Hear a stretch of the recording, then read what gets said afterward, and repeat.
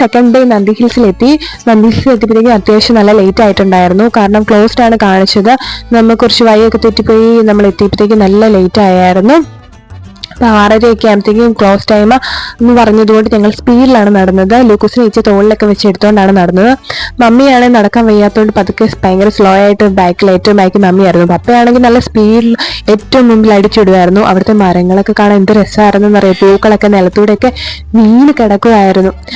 അങ്ങനെ ഞാനും മമ്മിയും അപ്ഷേട്ടൊക്കെ നേരത്തെ പോയതുകൊണ്ട് ഞങ്ങളിങ്ങനെ പതുക്കെയാണ് പോയത്. പക്ഷേ ബാക്കി എല്ലാവരും ഇച്ചയും പപ്പയും ചേച്ചിയൊക്കെ ആദ്യമായിട്ട് പോകുന്നുണ്ട്. അവർ ഭയങ്കര എക്സൈറ്റ്മെന്റിലായിരുന്നു. ഞങ്ങൾ നേരത്തെ പോയ സ്ഥലത്തല്ലായിരുന്നു ഈ പ്രാവശ്യം പോയത്. ഈ പ്രാവശ്യം ആ സൈഡിൽ തന്നെ വേറൊരു വ്യൂ പോയിന്റിലായിട്ടായിരുന്നു ഞങ്ങൾ നിന്നത്.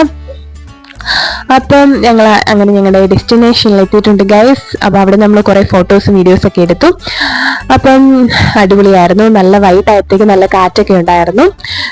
അങ്ങനെ ഇത്രയുള്ള വീഡിയോ ഇഷ്ടപ്പെട്ട ലൈക്ക് ചെയ്യുക, ഷെയർ ചെയ്യുക, സബ്സ്ക്രൈബ് ചെയ്യുക.